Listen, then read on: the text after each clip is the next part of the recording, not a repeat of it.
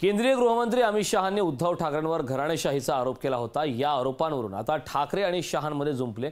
पुत्रप्रेमामुळे राष्ट्रवादी आणि शिवसेना फुटल्याचा आरोप अमित शहांनी केला होता।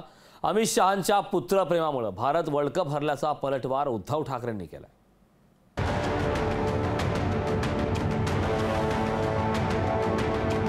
पुत्र आणि पुत्री प्रेमामुळे शिवसेना आणि राष्ट्रवादी काँग्रेस फुटली असं सांगून अमित शहा यांनी नांदेडच्या सभेत ठाकरेंची शिवसेना आणि शरद पवारांच्या राष्ट्रवादीवर शरसंधान डागलं होतं।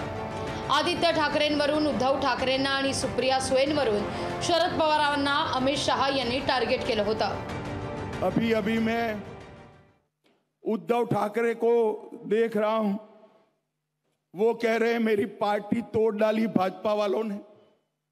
शरद पवार जी भी कहते हैं मेरी पार्टी तोड़ डाली। मैं आज स्पष्टता करने आया हूं महाराष्ट्र की जनता के सामने, हमने ना शिवसेना तोड़ी है ना एनसीपी तोड़ी। उद्धव के पुत्र मोह ने शिवसेना तोड़ी और पवार साहब के पुत्री मोह ने एनसीपी तोड़ी। पुत्र पुत्री प्रेमाच्या या वादात आता उद्धव ठाकरेंनी अमित शहा यांच्या पुत्राचा उल्लेख करून ठाकरी शैलीत उत्तर दिलंय। अमित शहाने मला सांगायचे की तुमच्या पुत्रप्रेमामुळे भारत अंतिम सामना हरलेला आहे। त्याच्यामुळे तसं पुत्रप्रेम काही मी दाखवलेलं नाही। पण आता अमित शहांचं नेमकं पक्षातलं स्थान, कारण त्यांच्याकडे अध्यक्ष वेगळे आहेत। अध्यक्षांना किती अधिकार आहेत हे अध्यक्षच सांगू शकतील। पण अमित शहांना सांगायचं की तुम्ही जेव्हा ह्या गोष्टी बोलता तेव्हा तुमचे जे चेले चपाटे आहेत त्यांना एकवाक्यता असू द्या त्यांच्या तुमच्या बोलण्यात। बीसीसीआयचे अध्यक्ष असलेल्या जय शहा यांच्यावर ठाकरेंनी डागलेली तोफ भाजपला अजिबात रुचलेली नाही। मग भाजप नेते जय शहा यांच्या मदतीला धावून आले आहेत। उद्धव साहेब, आयुष्यात कधी खेळल्यात तुम्ही?